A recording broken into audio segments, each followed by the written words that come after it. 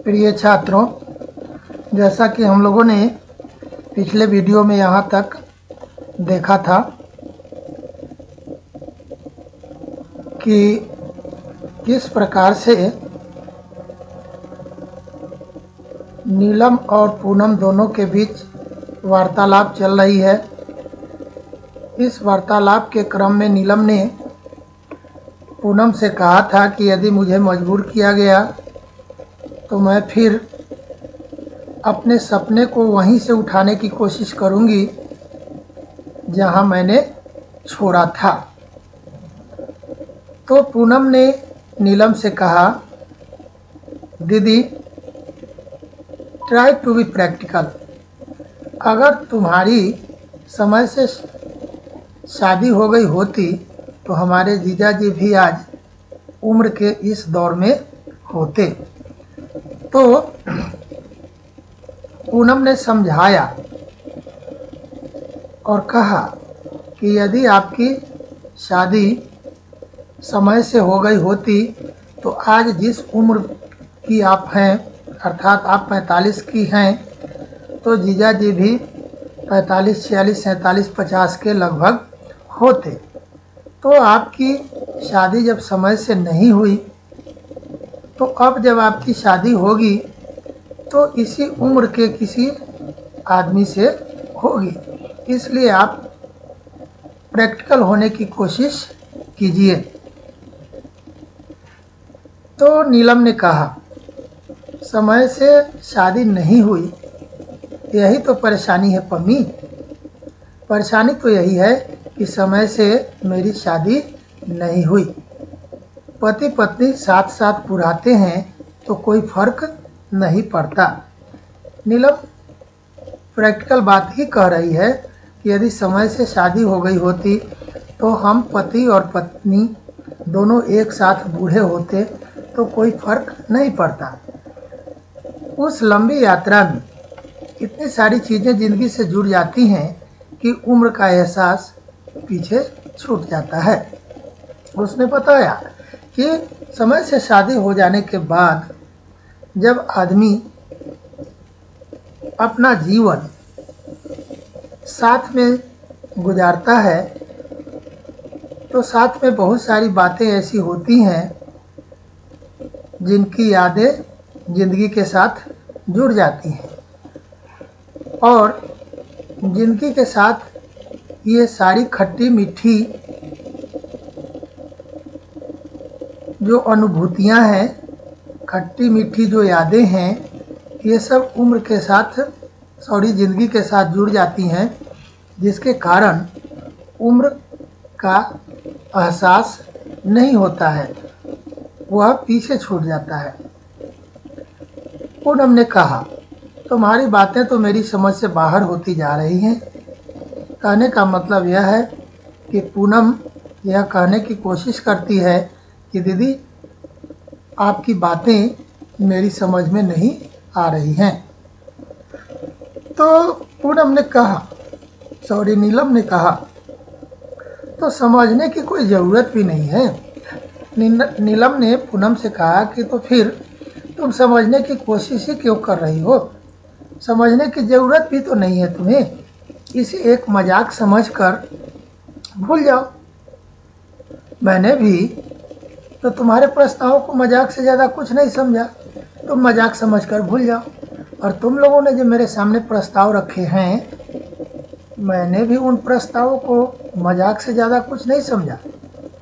मैंने भी यही समझा कि तुम लोगों ने मेरे साथ मजाक किया है। दरअसल अब शादी की बात ही मन से उतर गई है।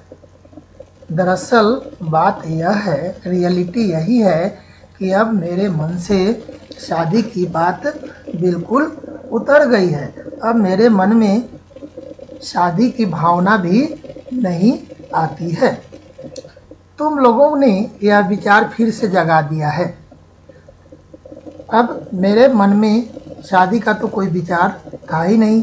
यह विचार तो कब मेरे मन से निकल गया, लेकिन अब तुम लोगों ने फिर से इस विचार को मेरे मन में जब पैदा कर दिया है, जगा दिया है, तो मैं सोचूंगी कोई सही आदमी मिला तो बता भी दूंगी, और कोई सही आदमी मुझे मिल जाएगा तो मैं तुम लोगों को बता दूंगी। पर अब इस उम्र में मैं कोई रिश्ता ज़बरदस्ती नहीं ओढ़ सकती। सॉरी। उसने कहा कि अब मैं जिस उम्र के पड़ाव में हूँ, उम्र के इस पड़ाव में ज़बरदस्ती यदि कोई मेरे ऊपर रिश्ता थोपता है तो मैं वह रिश्ता ज़बरदस्ती स्वीकार करने के लिए तैयार नहीं हूँ। सॉरी। तो फिर पूनम ने फिर कहा, एक बात और थी दीदी। कहने का मतलब कि एक बात और कहने के लिए पूनम के मन में है, जो बात छूट गई। तो नीलम ने कहा, अब क्या रह गया? पूनम कह रही है, तुमने इस घर को लाख अपने खून से सींचा हो, पर यह घर कभी तुम्हारा अपना नहीं हो सकता।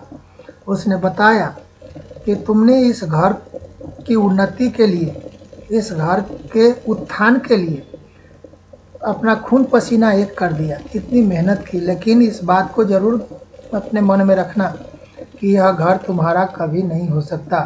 तुम यहाँ हमेशा आउटसाइडर ही रहोगी। अब यह बात नीलम को लग जाती है। नीलम कहती है, क्या बात करती हो? पूनम ने कहा, मैं सच कह रही हूँ। अभी तो तुम्हारे पास अपनी नौकरी है, इसलिए कोई फर्क नहीं पड़ता, पर कल को जब रिटायर हो जाओगी तो तुम्हारी हैसियत इस घर में एक फालतू सामान की सी रह जाएगी, तब तुम्हें मेरी बात याद आएगी। पूनम ने नीलम से बहुत गंभीर बात कह दी कि मैं सच कह रही हूँ, अभी तुम्हारी नौकरी है,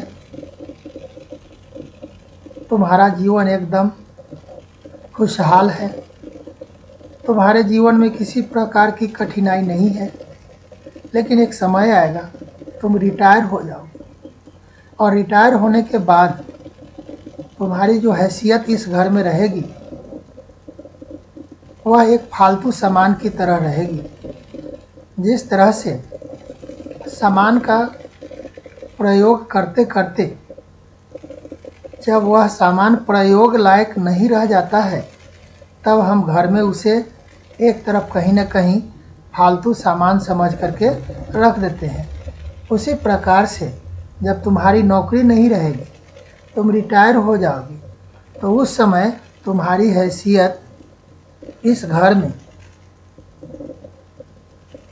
फालतू पड़े हुए सामान की तरह ही रह जाएगी, और तब उस समय मेरी बात तो तुम्हारी समझ में आएगी कि मैंने क्या कहा था। नीलम कहने को हुई कि जिस दिन ऐसा होगा मैं तुम्हारे यहाँ चली आऊँगी, पर नहीं कहा। तो नीलम के मन में हुई कि वह कह दे पूनम से कि जिस दिन मेरे साथ इस तरह का सलूक, इस तरह का व्यवहार इस घर में होगा, उस समय मैं तुम्हारे यहाँ चली आऊँगी। लेकिन उसने ऐसा नहीं कहा, पर प्रस्ताव तो पूनम को खुद ही देना चाहिए था। उसने सोचा कि पूनम को तो खुद कहना चाहिए था कि दीदी, जब आप रिटायर हो जाएंगी तो आप मेरे यहाँ चले आइएगा, क्योंकि अब नीलम तो अकेली हो जाती, और फिर जब इसकी नौकरी समाप्त हो जाएगी, इसकी हैसियत घर के फालतू सामान की तरह हो जाएगी। तो ऐसी परिस्थिति में पूनम को कम से कम तो कहना चाहिए कि उस समय मैं हूँ ना, तुम मेरे पास आ जाना। लेकिन पूनम ने खुद नहीं कहा। तो ऐसा प्रस्ताव जब पूनम ने नहीं दिया तो नीलम को बुरा भी लगा, पर चुप लगा गई। अब इससे क्या कहे, वह बेचारी तो खुद ससुराल के आतंक से त्रस्त है। अब नीलम पूनम से कहे तो कहे कैसे कि जिस दिन मेरे साथ ऐसी स्थिति आएगी मैं तुम्हारे पास आ जाऊंगी। इसलिए नहीं कहा क्योंकि पूनम तो खुद अपने ससुराल में आतंक से परेशान है, त्रस्त है। मतलब त्रस्त का मतलब तो खास में होता है भयभीत, लेकिन यहाँ परेशानी से है इसका मतलब। कहना होगा तो सुदीप से कहेगी, कहना होगा तो अपने भाइयों से कहेगी।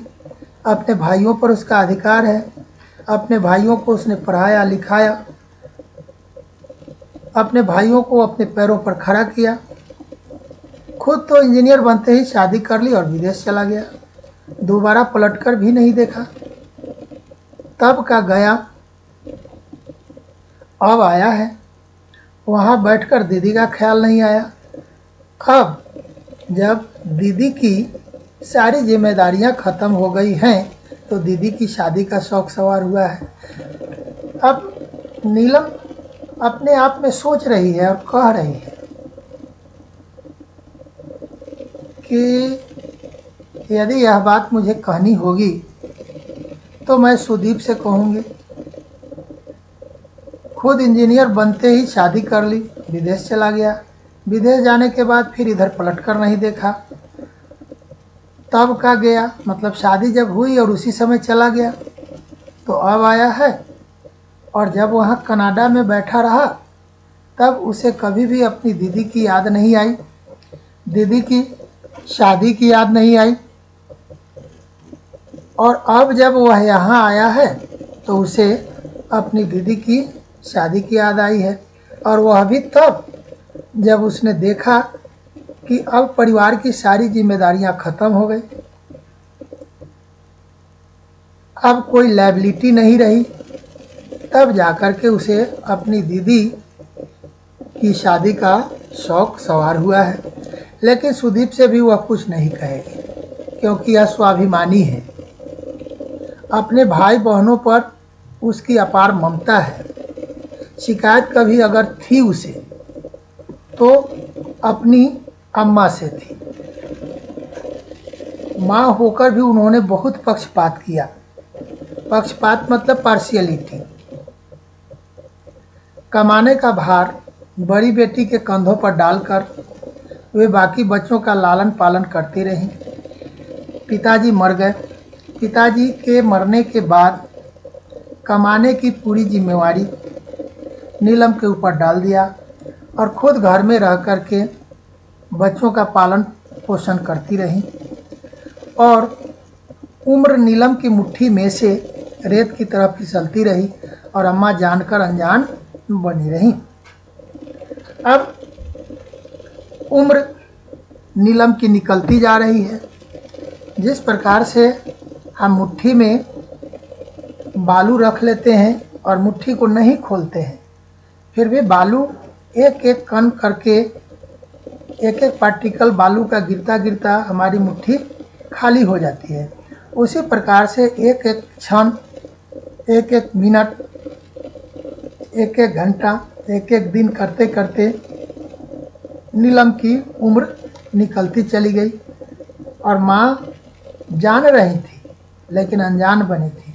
अनजान इसलिए बनी थी क्योंकि जब नीलम की शादी कर देंगी तो फिर कमाकर घर में लाएगा कौन, और कमाकर लाने वाला जब घर में कोई नहीं रह जाएगा तो ऐसी परिस्थिति में बाकी जो सुदीप, सुजीत, सुमित, पूनम ये लोग हैं, इन लोगों का पालन पोषण कैसे होगा, परिवार कैसे चलेगा।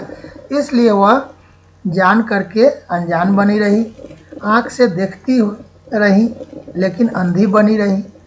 पिता की आकस्मिक मृत्यु के बाद जब उसने घर की बागडोर संभाली थी तब यह नहीं सोचा था कि अब यही उसकी नियति होगी। जब पिता की मृत्यु हो गई और उसने घर की जिम्मेवारी संभाली, खास में बागडोर संभालने का मतलब होता है शासन संभालना, लेकिन यहाँ शासन संभालना इसका मतलब हम लोग नहीं लेंगे, जिम्मेवारी उठाने से इसका मतलब लेंगे। तब नीलम ने यह सोचा भी नहीं था कि यह उसका भाग्य बन जाएगा, यही उसकी तकदीर बन जाएगी, यही उसका नसीब बन जाएगा। मन में एक क्षण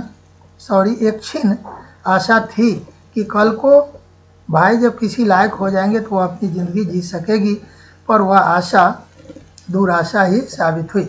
यहाँ ये देखिएगा, आशा का अपोजिट निराशा होता है, लेकिन यहाँ दुराशा शब्द का प्रयोग किया गया है। दुराशा शब्द का प्रयोग इसलिए किया गया है क्योंकि उसकी जो अच्छी आशा थी वह बुरी आशा में बदल गई।